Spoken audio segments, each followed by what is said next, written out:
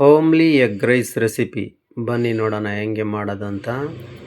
ಇದಕ್ಕೆ ಬೇಕಾಗಿರೋಂಥ ಇಂಗ್ರೀಡಿಯೆಂಟ್ಸು ಚಿಕ್ಕದಾಗಿ ಕಟ್ ಮಾಡಿರ್ತಕ್ಕಂಥ 2ರಿಂದ 3 ಈರುಳ್ಳಿ, 1 ಕ್ಯಾಪ್ಸಿಕಮ್ಮು, ಸ್ವಲ್ಪ ಸಾಸಿವೆ, ಸ್ವಲ್ಪ ಕೊತ್ತಂಬರಿ ಸೊಪ್ಪು, ಸ್ವಲ್ಪ ಶುಂಠಿ ಬೆಳ್ಳುಳ್ಳಿ ಪೇಸ್ಟು, ಸ್ವಲ್ಪ ಕರ್ಬೇವಿನ ಸೊಪ್ಪು ಮತ್ತು ಸೋಯಾ ಸಾಸ್ ಹಾಕಿದ್ರೆ ಹಾಕ್ಬೋದು, ಇಲ್ಲಾಂದರೆ ಸ್ಕಿಪ್ ಮಾಡ್ಬೋದು.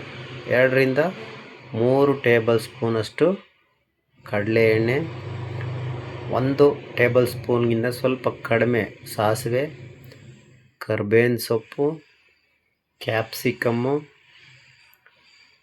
ಹಚ್ಚಿರ್ತಕ್ಕಂಥ ಈರುಳ್ಳಿ, ಸ್ವಲ್ಪ 1 ಟೇಬಲ್ ಸ್ಪೂನ್ಗಿಂತ ಸ್ವಲ್ಪ ಕಡಿಮೆ ಶುಂಠಿ ಬೆಳ್ಳುಳ್ಳಿ ಪೇಸ್ಟ್.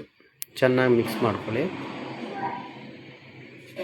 ಮಿಕ್ಸ್ ಮಾಡ್ಕೊಂಡಿದ್ದಾದಮೇಲೆ ಸ್ವಲ್ಪ ಲೈಟಾಗಿ ಬ್ರೌನ್ ಕಲರ್ ಬರಲಿ. ಬ್ರೌನ್ ಕಲರ್ ಬಂದಮೇಲೆ ಮೊಟ್ಟೆ ಹೊಡೆಯೋಣ. ಬಾಣಲಿ ಚಿಕ್ಕದಿರೋದ್ರಿಂದ ನಾನು 2ರಿಂದ 3 ಹೇಳ್ತಾ ಇದ್ದೀನಿ. 4 ಮೊಟ್ಟೆ ಹೊಡೆದಿದ್ದೀನಿ ನಾನು. ರೈಸ್ ಹಾಕ್ಕೊಳ್ಳಿ,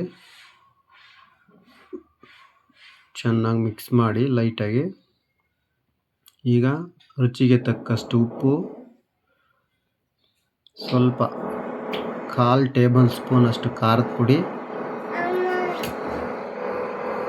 1 ಚಿಟಿಕೆಯಷ್ಟು ಗರಂ ಮಸಾಲ,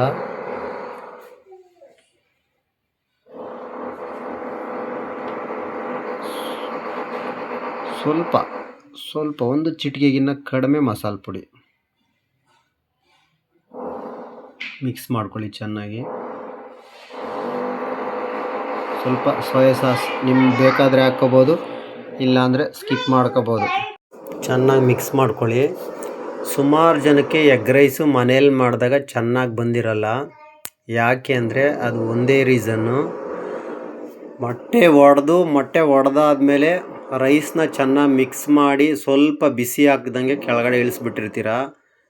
ಎಲ್ಲ ಇಂಗ್ರೀಡಿಯೆಂಟ್ ಮಿಕ್ಸ್ ಆದಮೇಲೆ ಚೆನ್ನಾಗಿ ಬೇಯಿಸಿದ್ದಾದಮೇಲೆ ಸ್ವಲ್ಪ ಲೋ ಫ್ಲೇಮಲ್ಲಿ ಆಗ ನೋಡಿ ಎಗ್ ರೈಸು ಅಗಳಾಗಿ ತುಂಬ ಚೆನ್ನಾಗಿ ಟೇಸ್ಟಿಯಾಗಿ ಬರುತ್ತೆ.